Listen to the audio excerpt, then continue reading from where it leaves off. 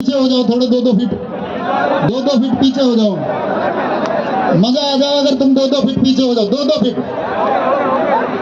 या फिर आऊंगा नहीं, तैयार हो जाओ। बेटा मैं बहुत चालाक आदमी हूँ। चालाक बन रहे हैं जी। सुनो, अल्लाह ये तो मजाक है मेरा। प्लीज सब ये मैं फिर से सब जो भाई साहब पीछे खड़े हैं या दीदी हैं, उन्होंने शायद मेरी बात सुन ली है, लेकिन इन कुछ लोगों ने नहीं सुनी है। मैं फिर से रिपीट कर रहा हूँ भाई साहब, आपके पैर पकड़ के कि अगर आपकी इजाजत हो तो मैं वहां तक आऊं, अगर आपकी इजाजत नहीं हो तो नहीं आऊं। अरे आ जाओ।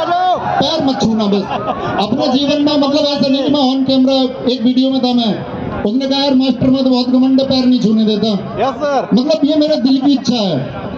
मेरे पिताजी हैं तो उनसे कोई नमस्ते करता तो हमारे गांव के लोग ये कहते हैं यार ये नमस्ते का जवाब ही नहीं देते।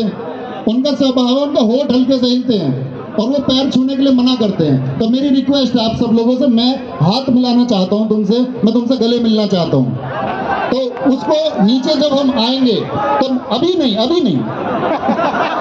जब नीचे आएंगे तो सुनो,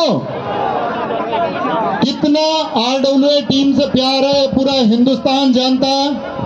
उसी प्यार की वजह से उत्तर भारत के बाद में दक्षिण भारत के राज्यों के छात्र इस आरडब्ल्यूए टीम की, जो सिर्फ हिंदी भाषा से बाइलिंगुअल की तरफ जा रही थी, उसी टाइम पे प्यार करना शुरू कर दिया। लोगों ने तमाम तरह के लांछन दिखाए, लोगों ने तमाम तरह के लांछन लगाए। अब तुम उनको ये भीड़ दिखाना, और ये भीड़ कोई मीटअप की भीड़ नहीं है, ये सिलेक्टेड लोगों का जुनून है।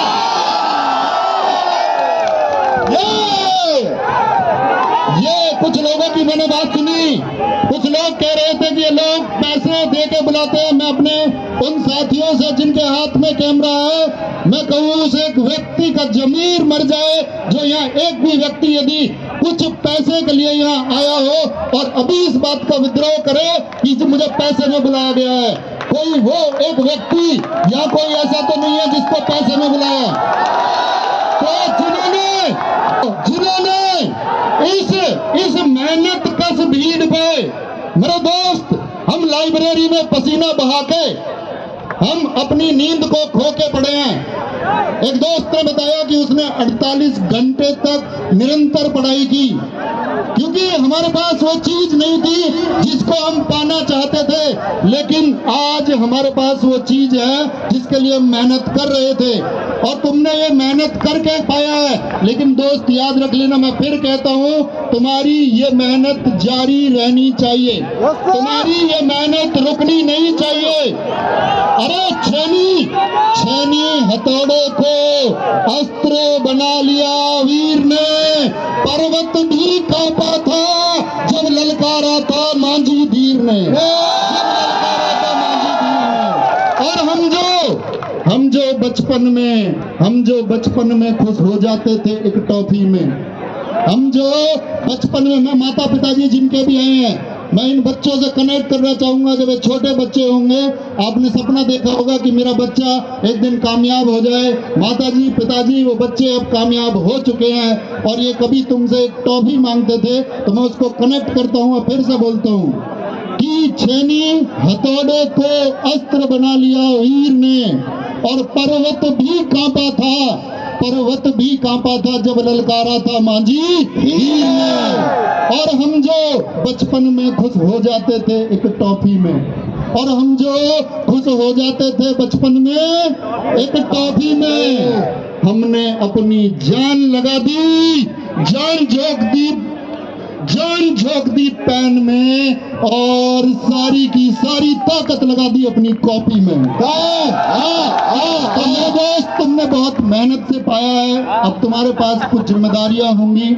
आप उदाहरण देखते होगे, कभी तुम दुनिया के सामने इन बातों से परेशान मत होना कि क्या इसने बड़ा कर दिया, सिपाही तो बना है। तुम कल दोस्त यूपीएससी निकाल लोगे। इस दुनिया में उन लोगों की कमी नहीं है जो ईश्वर में कमी निकाल देते हैं। तो कमी निकालने वाले लोग हमेशा मौजूद रहेंगे। आप अपने दिल की गवाही लेते रहना, क्या मुझे ये यूं ही मिल गया या मैंने इसके लिए पुरजोर मेहनत की थी। इस बात को हम पढ़ाते हैं, हम जानते हैं कि इसके लिए कितना प्रयास लगता है, कितनी बार हम लोगों को निराशाएं हाथ लगती हैं, कितनी बार हम किनारे तक पहुंच के रुक जाते हैं, कितनी बार हम पहुंच के भी नहीं पहुंच पाते हैं। इसमें साथी बहुत एनर्जी लगती है। तो कभी भी मतलब जो विरोधी हैं, एक बुढ़िया बैठी हुई थी यहाँ रोशनी, उनके नाम से मैंने कनेक्ट किया। मैं सोच रहा था जीपीटी आजकल बड़े कमाल की चीज़ है, आप उसका प्रयोग करना सीखो। तो मैंने जीपीटी को भी बैठे हुए कमांड दी, तो भैया बोल रहे थे इधर, मैंने कहा यार कुछ लिखो रोशनी के नाम के ऊपर, तो उसने लिख के दिया। तो ये मैं चाहता हूँ टेक्नोलॉजी का